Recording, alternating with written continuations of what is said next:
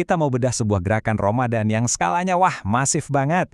Ini bukan sekedar acara biasa di satu tempat, tapi sebuah inisiatif luar biasa yang menyentuh ribuan orang di puluhan masjid sekaligus. Yuk kita bongkar bareng-bareng gimana semua ini bisa terjadi. Biar kebayang segede apa inisiatif ini, lihat aja angkanya. 22, bukan 1, bukan 2, tapi 22 masjid. Ini skala yang luar biasa loh. Menunjukkan ambisi dan komitmen logistik yang gede banget untuk bisa menjangkau komunitas seluas ini.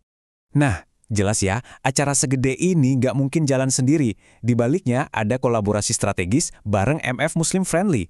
Ingat nama ini, karena kemitraan inilah kunci yang bikin semua ini jadi mungkin.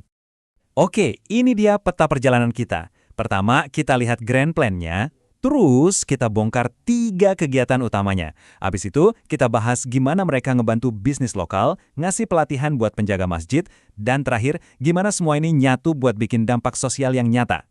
Siap? Oke, kita mulai dari bagian pertama. The Grand Plan. Jadi idenya tuh simple tapi brilian. Daripada nunggu orang datang, program ini justru yang proaktif jemput bola. Konsepnya itu roadshow. Jadi mereka bawa segudang kegiatan bermanfaat langsung ke pusatnya komunitas, yaitu masjid. Terus apa sih resepnya biar sukses di setiap lokasi? Ternyata program ini berdiri di atas 3 pilar utama. 1, ada pasar murah buat bantu warga. 2, ada sosialisasi penting buat dukung UKM alias usaha kecil dan menengah. Dan yang ketiga, ini juga penting, ada fokus buat nguatin masjidnya itu sendiri. Lengkap banget kan? Nah, sekarang yuk kita intip lebih dalam lagi. Gimana sih 3 pilar tadi diwujudin dalam kegiatan sehari-hari? Kira-kira kayak apa rasanya seharian di salah satu dari 22 masjid ini pas acara lagi jalan? Wah, lihat deh, jadwalnya ini terstruktur rapi banget. Paginya dari jam 9 sampai 12, itu khusus buat para pelaku UKM, ada sosialisasi sertifikasi halal. Lanjut siangnya, fokusnya ganti nih ke edukasi kesehatan dan manajemen keuangan masjid. Nah, sorenya ini yang ditunggu-tunggu, pasar murah akhirnya dibuka buat semua warga. Keren kan alurnya? Tapi jangan dikira ini acaranya kaku dan formal ya. Justru yang bikin hidup itu kegiatan-kegiatan kayak gini.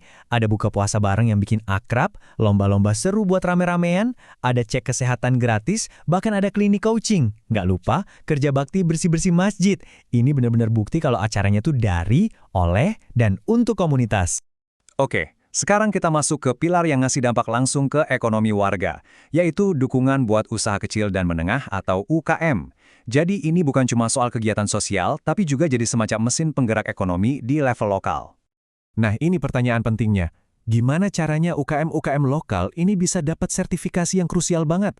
Banyak loh dari mereka, apalagi yang usahanya di sekitaran masjid, ngerasa kesulitan buat ngurus sertifikasi halal.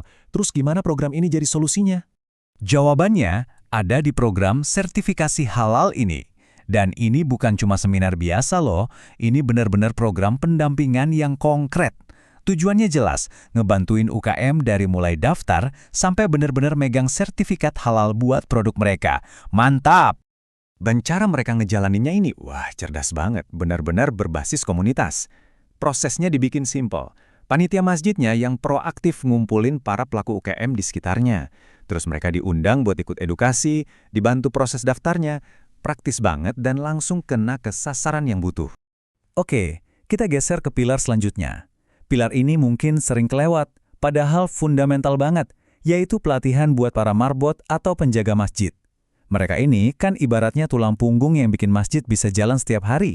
Nah, ini dia poin pentingnya. Program ini nggak cuma ngelayanin jemaah, tapi juga ngebangun dan nguatin institusi masjidnya dari dalam. Dengan ngasih pelatihan ke marbot soal kebersihan, cara ngelola keuangan masjid, dan skill teknis lainnya, mereka itu lagi mastiin kalau masjid bisa beroperasi secara profesional dan berkelanjutan ke depannya. Ini investasi jangka panjang. Dan sekarang, kita sampai ke lem yang nyatuin semua ini. Sinergi. Mungkin ada yang nanya, gimana sih caranya mereka bisa ngadain pasar murah segede ini? Jawabannya cuma satu, kekuatan kemitraan yang cerdas. Coba deh lihat tabel ini. Ini ngejelasin sinerginya dengan gamblang banget. Di satu sisi, ada Bulog, Badan Logistik Negara kita, yang tugasnya nyiapin pasokan pangan dengan harga miring buat pasar murah. Nah, di sisi lain, masjid jadi pusat distribusinya, sekaligus yang ngatur kegiatan sosial dan zakatnya. Keren ya, masing-masing pihak mainin perannya dengan pas. Kutipan ini benar-benar ngerangkum inti dari kemitraan tadi. Jadi tujuannya tuh bukan cuma sekedar jualan barang murah, tapi lebih jauh lagi. Ini tentang ngebangun dan memahami sebuah ekosistem yang utuh. Dari mulai barangnya datang, transaksinya gimana, sampai gimana semua itu nyambung ke kegiatan sosial dan pengelolaan zakat di level komunitas. Semuanya terhubung. Oke, sebagai penutup, saya mau lempar satu pertanyaan buat Anda semua renungkan. Setelah kita lihat model kolaborasi keren antara organisasi, BUMN, dan masjid ini, coba deh bayangin sejenak. Kira-kira model kerjasama kayak apa ya yang bisa kita terapin buat memajukan komunitas di lingkungan kita sendiri? Sesuatu untuk kita pikirkan bersama.